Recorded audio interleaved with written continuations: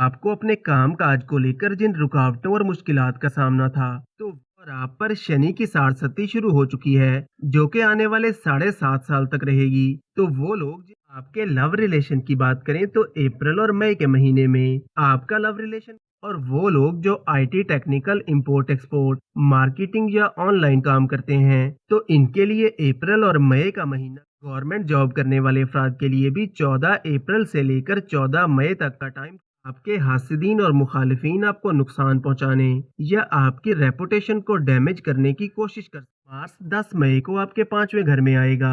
तो स्टूडेंट्स के लिए अप्रैल और मई का महीना। दोस्तों, आज की वीडियो आपके लिए बहुत ही खास होने वाली है, क्योंकि आज की वीडियो में हम जानेंगे कि आने वाले 90 दिन यानी अप्रैल, मई और जून का महीना आपके लिए कैसा रहेगा और आपकी जिंदगी में क्या तब्दीलियां आने जा रही हैं। तो कौन सी हैं वो बड़ी तब्दीलियां, जानने के लिए वीडियो के आखिर तक हमारे साथ बने रहिएगा। तो चलिए बिना वक्त जाया किए शुरू करते हैं हमारी आज की वीडियो। जुपिटर 22 अप्रैल को सेकंड हाउस में आएगा। तो 22 अप्रैल के बाद आपकी फैमिली लाइफ में जो भी परेशानियां चल रही थीं, तो इनमें कमी आना शुरू हो जाएगी और आपको अपने काम काज को लेकर जिन रुकावटों और मुश्किलात का सामना था तो वो भी दूर होना शुरू हो जाएंगी, क्योंकि सन भी 14 अप्रैल से लेकर 14 मई तक आपके सेकंड हाउस में रहेगा। तो आपको अपने बिजनेस और करियर में बेहतरी आती हुई नजर आएगी। आपकी डेली इनकम में इजाफा होगा और आपकी सेविंग्स इंक्रीज होना शुरू होंगी। इस टाइम के दौरान आपको अपने करियर में कोई अचीवमेंट मिल सकती है या कोई नेम फेम मिल सकता है। और गवर्नमेंट जॉब करने वाले अफराद के लिए भी 14 अप्रैल से लेकर 14 मई तक का टाइम काफी अच्छा रहेगा। सैटर्न के आपके 12वें घर में होने से आपका कोई फॉरेन ट्रेवल या लॉन्ग ट्रेवल हो सकता है। और वो लोग जो IT technical import export marketing या ऑनलाइन काम करते हैं तो इनके लिए अप्रैल और मई का महीना काफी अच्छा रहेगा और आपको माली फायदे मिलेंगे।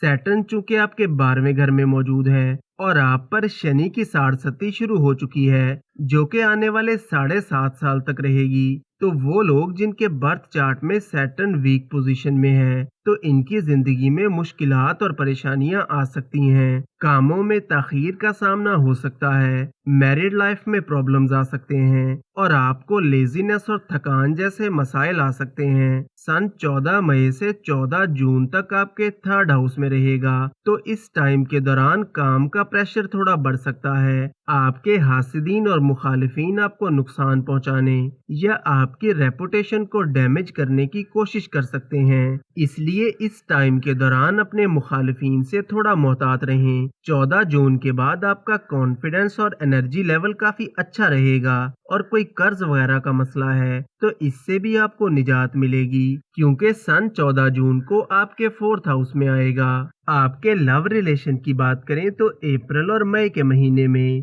आपका लव रिलेशन काफी अच्छा रहेगा।